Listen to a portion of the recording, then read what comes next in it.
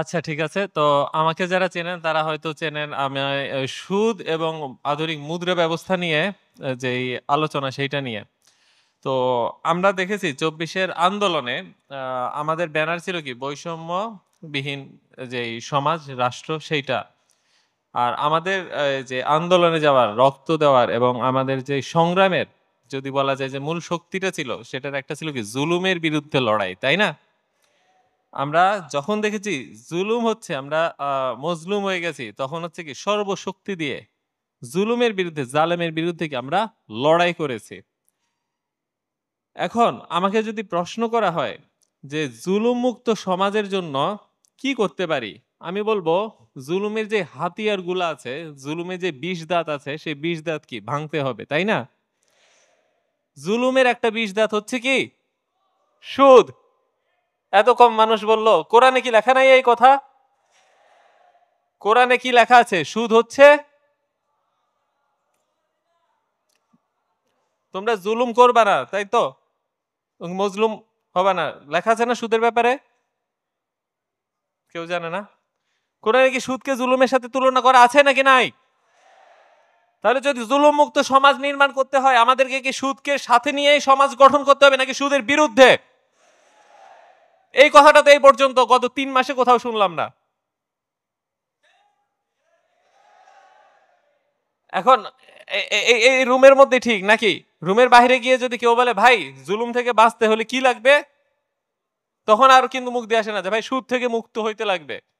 সুদ থেকে যদি মুক্ত হতে না পারি জুলুম থেকে আমরা মুক্ত হতে পারবো না।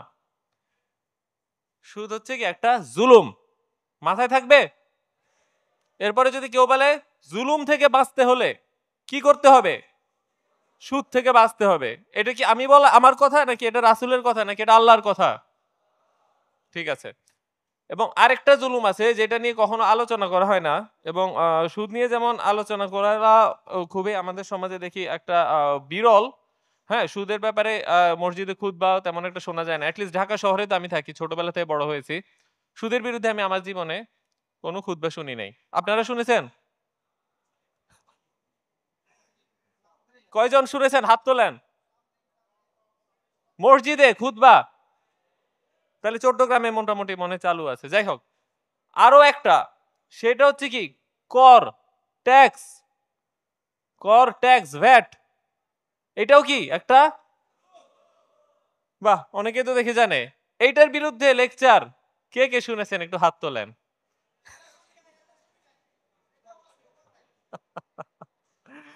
আচ্ছা, কিন্তু আমাদের আমাদের রাসূল সাল্লাল্লাহু আলাইহি সাল্লাম কি চাবুক হাতে নিয়ে সবার থেকে ট্যাক্স কালেক্ট করতো নাকি কর খাজনা তুলতো নাকি? রাসূল সাল্লাল্লাহু আলাইহি সাল্লাম কি খাজনা তুলছেন, কর তুলছেন, ভ্যাট আরোপ করছেন? তাহলে এটা আরোপ করতেছে কোন অধিকারে? আল্লাহ আল্লাহ এই অধিকার দিছে? এই অধিকার কে দিছে?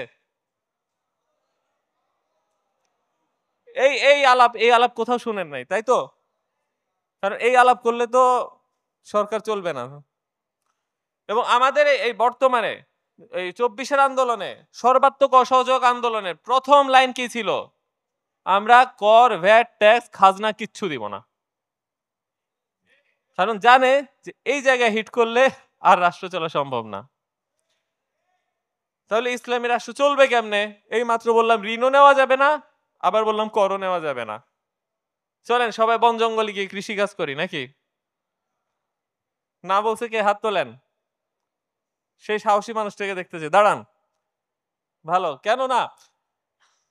ব্যাপার হচ্ছে আপনি বনে জঙ্গলে গিয়ে পাহাড়ে গিয়ে ইসলাম পালন করতে পারবেন সত্য, সেটা নিয়ে কিন্তু আপনারও সন্দেহ নাই আমারও সন্দেহ নাই, কারোই সন্দেহ নাই।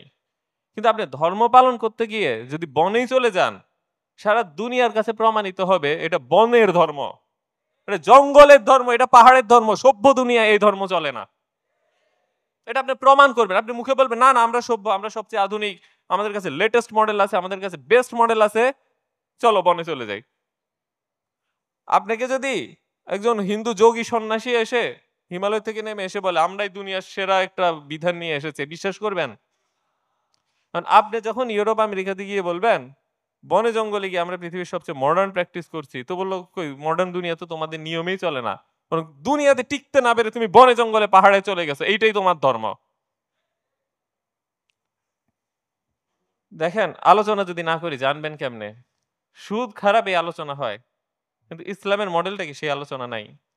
কর খারাপ এই আলোচনাই হয় না, তো ইসলামিক সিস্টেম কি সেটা তো জানবই না। যদি ইসলামী অর্থনীতি নিয়ে একটা আলোচনা সব মসজিদে হয়, সেটা হচ্ছে কি জাকাত। এবং কি বলা হয় জাকাত ভিত্তিক অর্থ ব্যবস্থা। জাকাত ভিত্তিক অর্থ ব্যবস্থায় কে কে বিশ্বাস করেন হাত তোলেন। সর্বনাশ, কি বুঝাইলাম এতদিন। আচ্ছা ঠিক আছে। আচ্ছা আমাদের সমাজে যদি আমরা সবাই, প্রত্যেকটা ব্যক্তি, প্রত্যেকটা ব্যবসা প্রতিষ্ঠান, আমাদের সমাজে মনে করেন আজকের বাংলাদেশে আমার হাতে একটা জাদুর কাঠি আছে, ছুঁ দিলাম, সাথে সাথে আমরা প্রত্যেকে কি করলাম, আজকে থেকে নিয়ম মাফিক আমাদের প্রত্যেকে জাকাত আদায় করলাম, প্রত্যেকটা ব্যবসা প্রতিষ্ঠান তার জাকাত আদায় করলো, তাহলে কি আমরা ইসলামে বর্ণিত যে বৈষম্যহীন অর্থনীতি সেটা পাবো?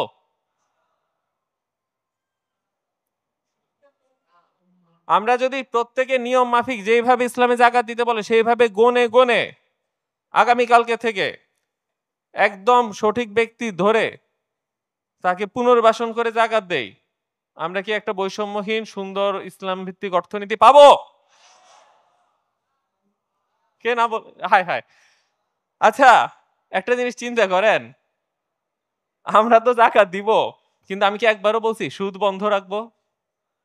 সুদ হচ্ছে কি আল্লাহ রাসূলের বিরুদ্ধে বলছে, যদি তোমরা সুদ না ছাড়ো, সুদ নাও, তো আমার এবং রাসূলের পক্ষ থেকে যুদ্ধের ঘোষণা নাও। আল্লাহর বিরুদ্ধে যুদ্ধরত অবস্থায় জাকাত দিয়ে আমরা ওই অর্থনীতি পাবো, তাই না? তাইলে শুধু জাকাত দিলে যদি সব সমস্যার সমাধান হয়ে যায়, তো আমরা সুদের মধ্যে থেকে তো জাকাত দিয়ে সব সমস্যার সমাধান করতে পারতাম। তাহলে সুদকে যুদ্ধ ঘোষণা করার মানে যুক্তিটা কি? তাহলে কি করতে হবে, ইসলাম অর্থ ব্যবস্থা পাইতে হইলে সুদকে বন্ধ করতে হবে, তারপরে জাকাত দিতে হবে। তাহলে এই দুইটা যদি করি তাহলে আমরা ইসলাম ভিত্তিক অর্থ ব্যবস্থা পাবো ইনশাল্লাহ, তাই না? না, কর ব্যবস্থা কি আমি বলছি বদলাবে? দুর্নীতি মুক্ত হতে হবে। আরো কিছু আছে, সবগুলো নিয়ে আলোচনা করব না আজকে। আমার যে আলোচনার মূল পয়েন্ট সেখানে আজ এতক্ষণ শুধু ইন্ট্রোডাকশন ছিল, মূল পয়েন্ট হচ্ছে আচ্ছা তাহলে ইসলামী রাষ্ট্র ব্যবস্থা চলবে কিভাবে। আমি তো বললাম যে ওকে, আমি একটা ব্যক্তি হিসেবে চিন্তা করি আমার জীবনে সুদ থাকবে না, আমার জীবনে কর ব্যবস্থাও থাকবে না, এবং আমার জীবনে জাকাত থাকবে, খুবই ভালো লাগছে তাই না? কিন্তু এখন যদি আপনাকে রাষ্ট্রের প্রধানমন্ত্রী বানাই, তারপরে এই কথাগুলো বলি, তখন কি হয়ে যাবে, আতঙ্কে কাঁপাকাঁপি শুরু হয়ে যাবে। সেই জন্য আমরা অনেক সময় দেখি একটা জিনিসকে খারাপ, এটাকে উচ্ছেদ করতে হবে, এটা বলতে পারি, কিন্তু যখন বলে আচ্ছা ঠিক আছে তুমি চালাও তো, তখন দেখা যায় না, হ্যাঁ, তখন একটা এখন কি বলবো। সেই জন্যই দেখা যায় যে আমরা রক্ত দেই কিন্তু রক্তের মূল্য পাই না, কারণ রক্তের মূল্য পাওয়ার জন্য রক্ত দেওয়ার পরে বলতে হয় এইটার জন্য রক্ত দিয়েছি। তো যখন বলে আচ্ছা ঠিক আছে এটা হাজির করো তো, তখন না না তোমরা আগে করো দেখি ঠিক মতন করো কিনা। ব্যাপার হচ্ছে একদিকে যেমন বলতে হয় যে এটা বাদ, আরেকদিকে দিতে হয় যে এইটা নাও, ঠিক আছে? তো আমরা এতক্ষণ পর্যন্ত দেখলাম যে জাকাতটা যখন আদায় হবে, তো জাকাতটা কি আমরা আহ, যদি পরিপূর্ণ সুফল পেতে চাই, জাকাত কি আমরা ব্যক্তিগতভাবে দিব নাকি সরকারিভাবে? সরকারির মধ্যে কি স্থানীয় সরকারিভাবে, তাই তো? স্থানীয় স্থানীয় প্রত্যেকটা এলাকার ধনীরা ওই এলাকার গরিব যে স্থানীয়, আর যদি কোনো এলাকায় গরিব না পাওয়া যায় সেই ক্ষেত্রে সরকারিভাবে সরকারও কিছু অংশ নিতে। আচ্ছা ওইটা অন্যদিকে চলে যাচ্ছে, মূল আলোচনা আসে। ওকে, তো সরকারিভাবে কেন সরকারিভাবে? একটা জিনিস চিন্তা করেন, একজন ব্যক্তি গরিব দরিদ্র কিন্তু সে চাইতে পারে না, তাকে আপনি কিভাবে খুঁজে বের করবেন যে সে জাকাতের উপযোগী?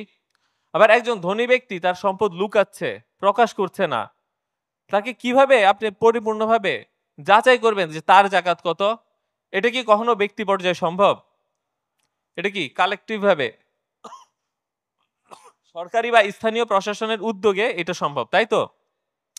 তার পাশাপাশি চিন্তা করেন যে একজন ব্যক্তির অবস্থা হঠাৎ খারাপ হয়ে গেছে, তো হঠাৎ যে খারাপ হয়ে গেল সে কিন্তু আগের যেই সম্মান সেটা নিয়ে সে আগের মতন কিন্তু লাইনে দাঁড়ানো অবস্থায় মানুষের সাথে মারামারি করে জাকাতের কিছু পয়সা কালেক্ট করবে এটা পারে না। সেই ক্ষেত্রেও আসলে কি আমাদের যে গোষ্ঠীগত উদ্যোগ নিতে হয়, সরকারি উদ্যোগ নিতে হয়, রাষ্ট্রীয় ব্যবস্থাপনা করতে হয়। এবং মনে করেন যে একজন ব্যক্তি খুব ভালো অভিনেতা, সে কি করতে পারে, সে খুব সুন্দর করে দেখতে পারে সে অসুস্থ, সে এই মসজিদের সামনে আসলো, জাকাত কালেক্ট করলো, সাথে সাথে একটা রিক্সা নিয়ে চলে গেল পাশের মসজিদে, তারপর সেখানে গেল, তারপর গেল আরেকটা। অন্যদিকে আরেকজন রুগ্ন বৃদ্ধ, তার ক্ষমতা নেই এত জায়গায় ঘুরার, তাহলে কি সে জাকাত পাবে না, আরেকজন ঘুরে ঘুরে সব জায়গা থেকে জাকাত নেবে। এই কারণে জাকাতটাকে যদি আমরা ব্যক্তি পর্যায়ে নেই তাহলে কি আমরা ওই ব্যবস্থাটা পাবো যে ব্যবস্থাটা স্বপ্নে থাকে, আমাদের কল্পনায় থাকে, যে ব্যবস্থা খুলে ফের 80 দিনটা করে গেছে, পাবো? তাহলে জাকাত করতে হবে কাকে? প্রশাসনকে, তাই তো? যদি ব্যক্তিগতভাবে করি, প্রশাসনিক ভাবে করলে যে সুবিধাটা হয় ওই সুবিধাটা পাবো না। তার মানে শুধু আমি আর কোম্পানি পকেট থেকে টাকা দিয়ে জাকাত দিলেই হবে না, এটা যেন সঠিক ব্যবস্থাপনা হয় সেটা নিশ্চিত করতে প্রশাসনও লাগবে। যুক্তিটা বুঝে গেছে? ওকে। তাহলে এই যে রাষ্ট্র জাকাত তুলবে, এই টাকা দিয়ে কি উন্নয়নমূলক কাজ কারবার করা যাবে? যে রাস্তাঘাট নির্মাণ করা যাবে, ব্রিজ কালভার্ট নির্মাণ করা যাবে, কৃষি ভূমিতে সার দেওয়া যাবে? বলেন কি? কিছুই না। তাহলে জাকাত আদায় করে রাষ্ট্রের লাভটা কি? নাই।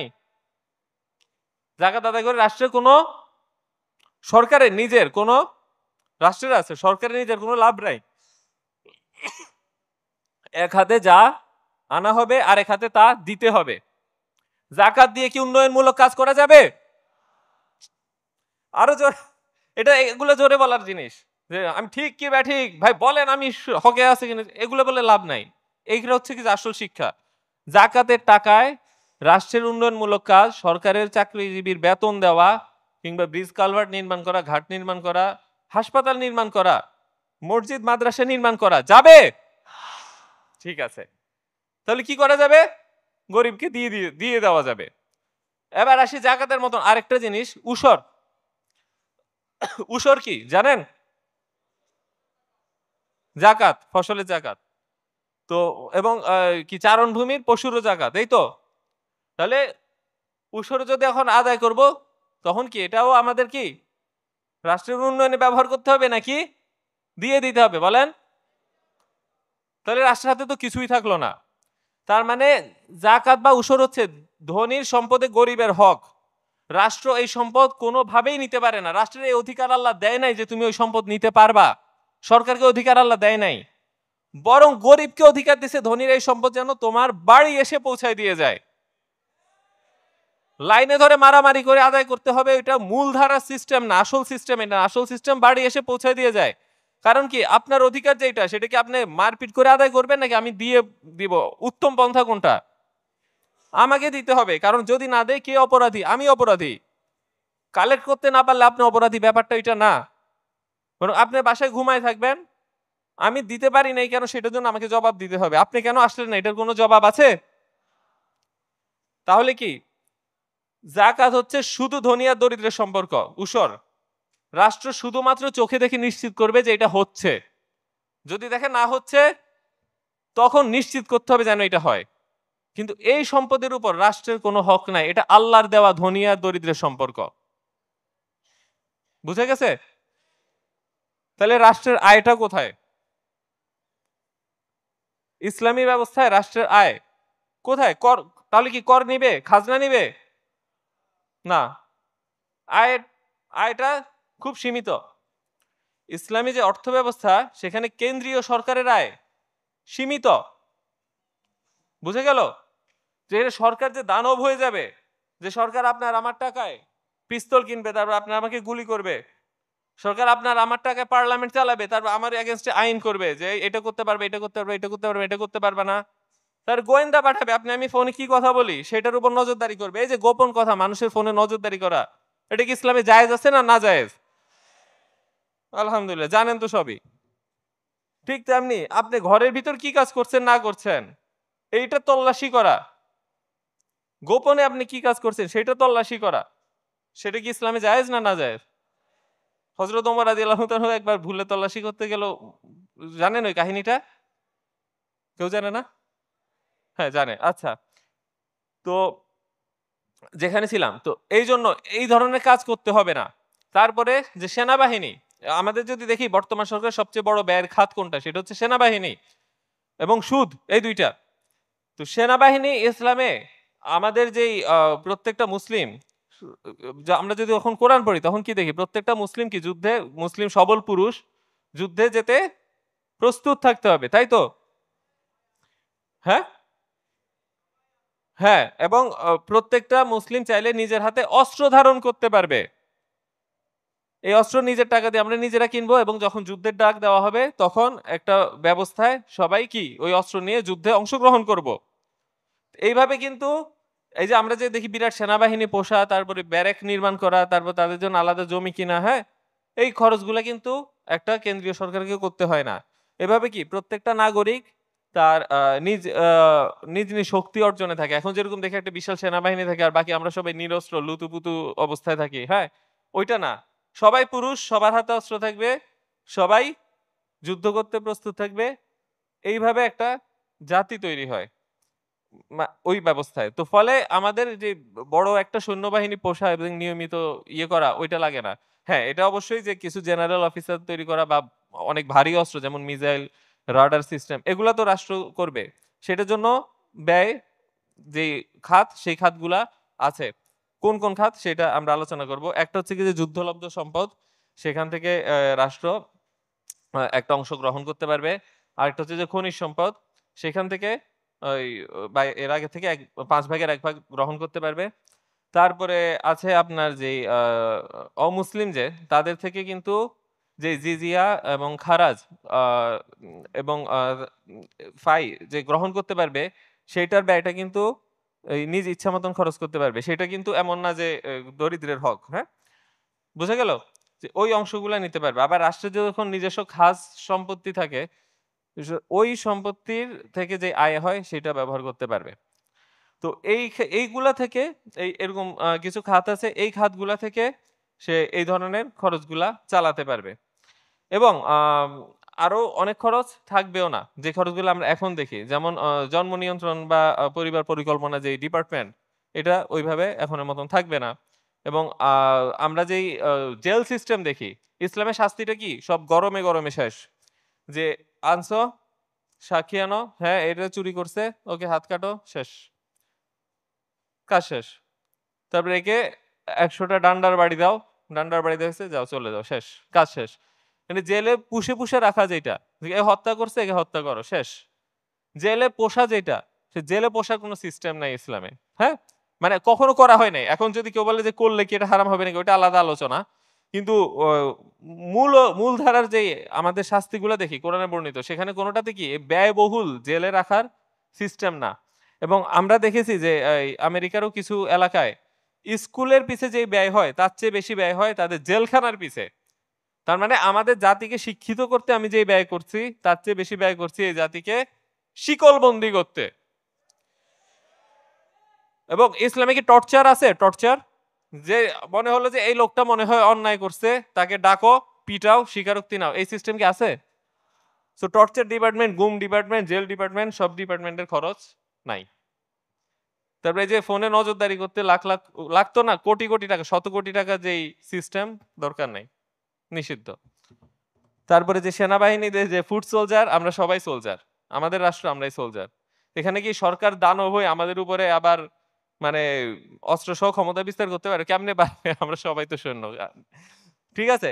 তো এইখানে চেক অ্যান্ড ব্যালেন্সটা থাকে। জুলুম থেকে মুক্তির জন্য চেক ব্যালেন্স থাকে। কেমন?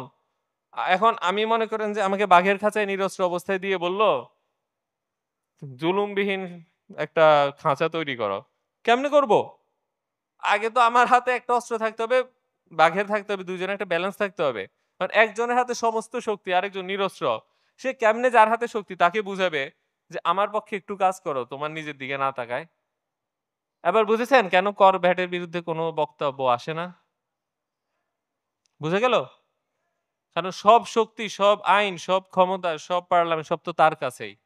আমার তো কিছু নাই। অস্ত্র শস্ত্র গোয়েন্দা সফটওয়্যার সব তো তার, আমার তো কিছু নাই। আমি গিয়ে কেমনে বুঝাবো যে না এটার বাদ দিয়ে অন্য সিস্টেম আসলে ভালো হয়? আচ্ছা, এবারে আসুক আরো কয়েকটা, দেখি কতক্ষণ আছে। ও, অনেক অল্প সময়ে অনেক কথা বলে ফেলছি, খারাপ লাগছে? আচ্ছা, আরেকটা ব্যাপার হচ্ছে যে এখন আপনারা বলবেন যে আচ্ছা এইভাবে যে আপনি বললেন যে কর ভ্যাট ট্যাক্স ইত্যাদি থাকবে না, হ্যাঁ এটা তো একটা ভয়ঙ্কর প্রস্তাব, আমরা আসলে কেমনে চলবো, গরিব মানুষ কই যাবে, সরকারি হাসপাতাল সরকারি শিক্ষা প্রতিষ্ঠান এগুলো কি থাকবে না নাকি, রোডঘাট কি হবে না নাকি, এগুলো কিভাবে হবে? আচ্ছা, এখানে কয়েকটা বিষয় যে আমরা যখন বড় সরকারি যেমন কথার কথা বললাম যে পদ্মা সেতু নির্মাণ করতে যাব, পদ্মা সেতু নির্মাণ করতে $1 বিলিয়ন লাগবে। তো এখানে আমরা কি করতে পারি, যেমন এখানে ফাইন্যান্সের কিছু কনসেপ্ট আপনারা পরিচিত থাকতে পারেন, যেমন শেয়ার বাজার। শেয়ার বাজারে কি হয়, প্রত্যেক বিনিয়োগকারী অল্প অল্প করে টাকা দেয়, এই সমস্ত টাকা একত্র করে একটা বড় কোম্পানি তৈরি করা হয়। কেমন, যেমন আমরা কি দেখি যে পেট্রো বাংলা এটা এইভাবে। তো এখন কথার কথা পদ্মা সেতু নির্মাণ হবে, $1 বিলিয়ন লাগবে। তো আমাদেরকে বললো যে ওকে 1 কোটি আমি শেয়ার ছাড়বো, 1 কোটি শেয়ার আমরা $100 দিয়ে কিনলাম। তো তারপরে হচ্ছে ওই টাকাটা দিয়ে দেখা গেল সেতু নির্মাণ হলো। তারপরে সেতু যে টোলের টাকা সেটা যারা বিনিয়োগ করেছে তাদের মাঝে ভাগ হয়ে যাবে। এইভাবে কি আমাদের পার্টিসিপেশনের মধ্যে দিয়ে উন্নয়নমূলক কাজ করা সম্ভব। আরেকটা হয় যে ওয়াকফ। আগের দিন আমরা দেখতাম যে এখনো যদি দেখেন ঢাকা ইউনিভার্সিটি, যেমন ঢাকা ইউনিভার্সিটি কার ওয়াকফ? ঢাকা ইউনিভার্সিটি কি সরকারি সম্পদ নাকি কারো ওয়াকফ করা সম্পদ? কার? সলিমুল্লাহর। ঠিক তেমনি আমাদের যে এলাকার স্কুল, ওই স্কুলও কিন্তু একটা হিন্দু জমিদার তার জমি দিয়েছে, হ্যাঁ? পরবর্তীতে স্কুলের নাম বদলায় আবার সরকারি একটা নাম দিয়ে দিয়েছে। এবং আমাদের এলাকার যে কলেজ, সেই কলেজ হচ্ছে নওয়াব ফয়জুন্নেসা নিজে ওইটা দিয়েছে। তো এইভাবে কি আমরা এই বিভিন্ন উন্নয়নে আমাদের প্রাইভেট পার্টিসিপেশন যেটা সেইটা আনতে পারি। এবং তার পরবর্তীতে আমাদের যেই এলাকার যেমন দেখা গেল এই এলাকা আমরা থাকি, এই এলাকার রাস্তা তো আমরা এলাকাবাসী মিলে নিজেদের টাকা দিয়ে এই রাস্তা নির্মাণ করতে পারি। এখন আপনাদের প্রশ্ন হতে পারে, ভাই এত ভেজাল করার কি দরকার? আছি তো, ভালোই তো আছি। একদম নিজেরা মিলে মিটিং করে এলাকার রাস্তা তৈরি করব, থাক না করে দেখ না সরকার ফ্রিতে পাচ্ছি। নিজেরা মিলে আবার স্কুল চালাবো, থাক না সরকারি স্কুল আছে তো ফ্রিতেই তো পাচ্ছি। চিন্তাটা তো এরকম। এখন আপনারা যখন এখানে আসলেন, এই রুমের মধ্যে ঢুকলেন, তখন চিন্তা হয়ে যায় ইসলামিক। তখন এগুলো বলে না, না, না আমি এগুলো ভাবি না, আমি এগুলো ভাবি না। তাই যখন বন্ধুদের সাথে যাবেন ৪-৫ জন থাকবে, তখন হ্যাঁ ঠিক, ঠিক এই লোক ফাউল পেঁচাল পারে। তো এইটাই তো হয়। ইসলাম তো এই রুমের মধ্যে বন্দী নাকি? না, আসলে না। কিন্তু দেখা যায় আলোচনার সময় আসলে কথার কথা আপনাদের একজনকে ঠাস করে তুলে নিয়ে সরকারি অফিসে বসালাম। স্যার বললেন যে, "আনোয়ার ভাই কি, কি প্রস্তাব দিতে বলে?" তখন আর কিন্তু এসব কথা মুখ দিয়ে বাহির হবে না। কষ্ট হয়ে যাবে। কারণ তখন ওদেরকে দেখলে যে হায়, হায়! এগুলো তো শুনবেই না এরা, বা কি কেমনে বুঝাবো? তখন বললেন, "হ্যাঁ ভাই অনেক উন্নয়ন করতে হবে, এলাকার উন্নয়ন লাগবে। এলাকায় এত গরিব মানুষ, উন্নয়ন বাজেট বাড়ান আমাদের এলাকার। সরকার এটা করে না কেন? সরকার এটা করে না কেন?" কিন্তু পুরা আলোচনাটাই তো আসলে আমরা নিয়ে যাচ্ছি আরেকদিকে। সরকার কি কোনো কিছু ফ্রিতে করে? সরকার যে রাস্তা করে, রাস্তা কি হাওয়ার থেকে আসে টাকা? টাকা কাদের থেকে আসে? স্কুল করে, টাকা কাদের থেকে আসে? ব্রিজ কালভার্ট করে, টাকা কাদের থেকে আসে? আপনারা সবাই দেন না, কর ভ্যাট দেন না? মোবাইলে যত মিনিট কথা বলেন, প্রতি মিনিটে মিনিটে কর আসতে থাকে, ভ্যাট আসতে থাকে। আপনি একটা সাবান কিনেন, সেখানেও কর ভ্যাট আসতে থাকে। আপনি যে টুপি পাঞ্জাবি কিনেন, সবগুলাতে কর ভ্যাট আছে। এবং একজন ব্যবসায়ী যখন বাসা ভাড়া দেয়, ওই বাসা ভাড়ার উপরেও তার কর ভ্যাট দিতে হয়। করেন, ব্যবসা করেন কেউ? ব্যবসায়ী নাই? এইজন্যই যে এত হ্যাঁ, হ্যাঁ শুনেন। এবারে অনেকে হয়তো কানেক্ট করতে পারতেছে না যে ব্যবসা জগৎটা আসলে কিরকম। তো এই যে কর ভ্যাট এটা সবাইকেই দিতে হচ্ছে এবং এর কারণে কি জিনিসের দাম বেশি থাকে। এবং অর্থনীতির একটা গুরুত্বপূর্ণ শিক্ষা যেটা প্রত্যেকটা অর্থনীতির স্কুলে, প্রত্যেকটা অর্থনীতির বইতে সবখানে শিখানো হয়, সেটা কি? কর অর্থনীতির জন্য ক্ষতিকর। কারণ করের ফলে আমাদের ডেড ওয়েট লস তৈরি হয়। অর্থাৎ এই একজন ক্রেতা এবং বিক্রেতা যেই স্যাটিসফ্যাকশনটা পায় বা যেই আপনার পরিমাণ লেনদেনে যেই তার শান্তিটা, সমৃদ্ধিটা সেটা কর আরোপের ফলে কমে আসে এবং এর ফলে কি হয়? ডেড ওয়েট লস তৈরি হয়।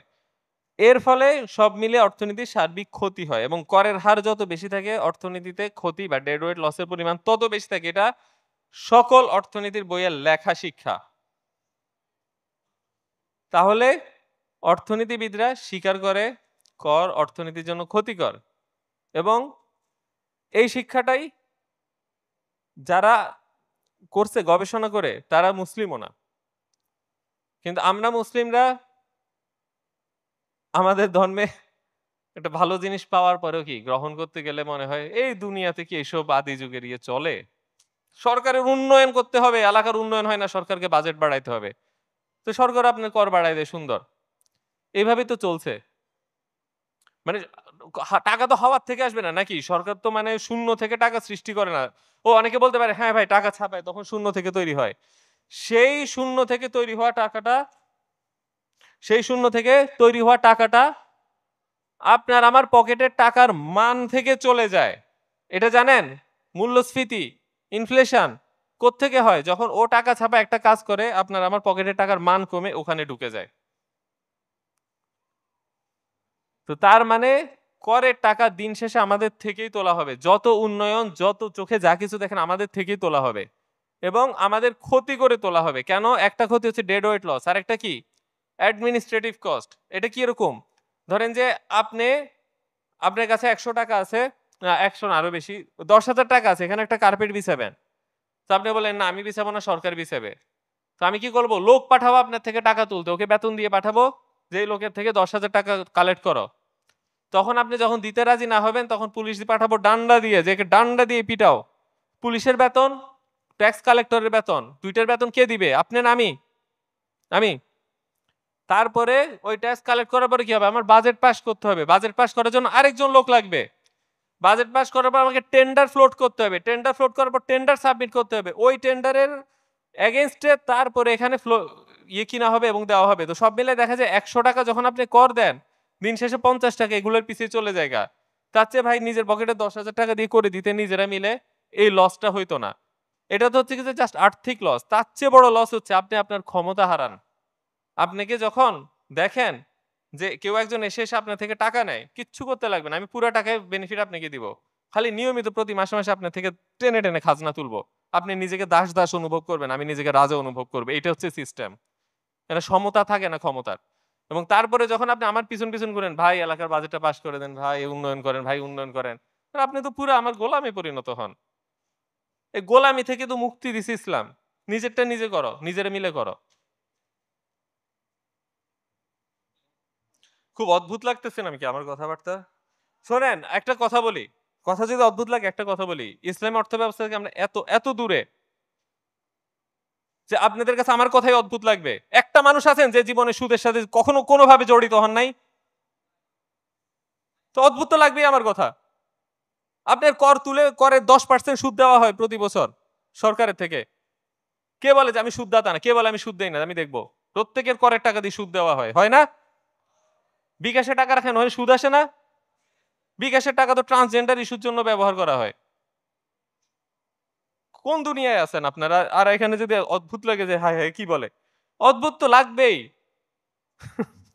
অদ্ভুত লাগাটাই স্বাভাবিক। আচ্ছা, এখন সবশেষে একটা কথা বলে শেষ করি যে আমি কিছুদিন আগে রেল রেল মানে স্টেশনে যাচ্ছিলাম, মানে রেলগাড়িতে করে চট্টগ্রাম থেকে ঢাকা যাচ্ছিলাম। তো আমার সাথে একজন ভাই ছিল, খুব ধার্মিক মানুষ, ভালো মানুষ।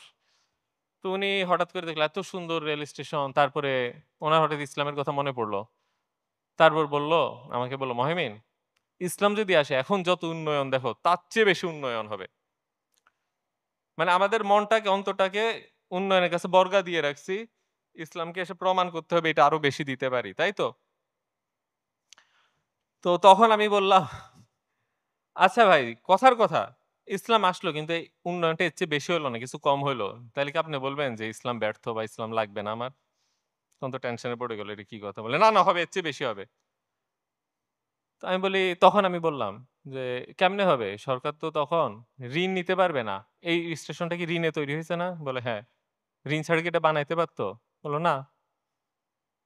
তখন তো টেনশনে পড়ে গেল। তো তখন তাইলে কেমনে হবে উন্নয়নটা বলেন তো? তো ব্যাপার হচ্ছে আমরা উন্নয়নগুলা প্রাইভেটাইজেশনের মধ্যে দিয়ে তখন করব, ঠিক আছে, কিন্তু তো ওনাকে আরেকটা কথা বললাম, কথার কথাই উন্নয়ন না হইলো, কিন্তু ইসলাম আমাকে যেটা দিতে পারবে সেটা এখানে দিতে পারে নাই। কারণ ইসলাম আমাকে দিল যেটা হচ্ছে কি যে আমার সমতা অধিকার। এখন যে একজন দানবের মতন আমার থেকে নিয়মিত টাকা আদায় করবে, টাকা না দিলে আমাকে আইনের আওতায় ফেলানো হবে এবং ওই টাকা সে কিভাবে খরচ করছে না করছে সেটার উপর আমার কোনো কন্ট্রোল থাকবে না এবং দিন শেষে তার পিছে, পিছে আবার দাসের মতন ঘুরতে হবে যেন আমার এই কাজটা করে দাও। তার চেয়ে বরং যখন নিজেরা মিলে কাজ করব তখন আমাদের এই ক্ষমতার পার্থক্যটা, এই দাসত্বের সম্পর্কটা চলে বরং প্রত্যেকে নিজের এলাকার নিজের জিনিসের প্রতি নিজস্ব ভালোবাসা থেকে কাজ করা এবং স্বাধীনতাভাবে চেতনাভাবে কাজ করার সুযোগ পাবো। তখন বৈষম্য থাকবে না আর্থিক। তখন সুদের চক্রে কেউ অতি ধনী হয়ে যাবে এবং কেউ দারিদ্র্যের সর্বনিম্ন পর্যায়ে যাবে, এরকম একটা সমাজ কিন্তু আমরা দেখব না। তখন আমি যদি দরিদ্র হয়ে যাই, আমার যদি সমস্যা হয়, আমি যদি অ্যাক্সিডেন্ট করে চাকরি হারাই, মানুষ আমার বাসায় এসে খাওয়া দিয়ে যাবে, মানুষ বাসায় এসে কাপড় দিয়ে যাবে। কারণ যে কাপড়ের ব্যবসায়ী তাকে তো জাকাত দিতে হবে, তার গুদাম থেকে কাপড় বের করতে হবে। যে ওষুধের ব্যবসায়ী তাকে তো তার গুদাম থেকে ওষুধ বের করতে হবে এবং যে গুদামে খাদ্য জমা করে রেখেছে সে তো খাদ্য দিবে, সে কাকে দিবে? আমি অসহায়, আমাকে এসে দিয়ে যাবে। তার মানে জন্ম থেকে মৃত্যু পর্যন্ত একটা মুসলিমের খাদ্য কাপড় থেকে শুরু করে তার যে বেসিক নিড, এটা নিয়ে কোনো চিন্তাই করতে হয় না। এই রাষ্ট্রে আমি জন্মাইছি মানে এই রাষ্ট্রে আমার অধিকার সুনিশ্চিত জনগণ দ্বারা। এবং আমি যখন বিপদে পড়ি মানুষ আমার বাসায় এসে দিয়ে যাবে। এত কিছুর পরেও কোনো ক্ষেত্রে যদি এমন হয় যে আমি পাইলাম না, সেই ক্ষেত্রে আল্লাহ এসে জিজ্ঞাসা করবে, এই তোমার প্রতিবেশী না এই অবস্থা ছিল, তুমি কই ছিলা? মানে প্রতিবেশীরা বলবো আমি আমার আমার সমস্যা ছিল, আমি না খেয়েছিলাম, তুমি আমাকে খাওয়াও নাই কেন? তখন কিন্তু এটা বলবে না যে তুমি জাকাত দিছো, হ্যাঁ যাও চলে যাও। জাকাত দিছো ঠিক আছে, উসুর দিছো ঠিক আছে, প্রতিবেশী না খাইছিল এটার জন্য আবার দায়ী থাকতে হবে। ধরা যাক আমিও পার পেয়ে গেলাম, রাষ্ট্রনায়ককে এসে বলবে তোমার এখানে যে না খাইছিল তোমার কি খবর ছিল? যেমন এই জন্যই হযরত ওমর রাদিয়াল্লাহু আনহু নিজের কাঁধে ব্যাগ টানতেছিল যে আমার রাষ্ট্রে একজন না খেয়ে আছে, আমি ব্যাগ টানবো। ওনার কিন্তু নিজের কাঁধে ব্যাগ টানার দরকার ছিল না। কেন টানছে? কারণ উনি দেখছে এটা ওনার দায়িত্ব। ও যদি না খেয়ে থাকে আল্লাহ জিজ্ঞাসা করবে। সেজন্য ভৃত্য যখন বলছে আমাকে ব্যাগটা দেন, বলল না না, আখিরাতে কি তুমি আমার বোঝা টানবা? তার মানে জন্ম থেকে মৃত্যু পর্যন্ত ক্ষুধামুক্ত একটা বিশ্ব দিবে ইসলাম আপনাকে। দিবে? আপনাকে অধিকার দিবে যে একজন দানব আর একজন দাস এই সম্পর্ক করবে না। বরং সরকার প্রধানকে আপনি হাত তুলে জিজ্ঞাসা করতে পারেন, আমার চেয়ে তুমি বেশি পাইলে কোন দিক থেকে? করছে না?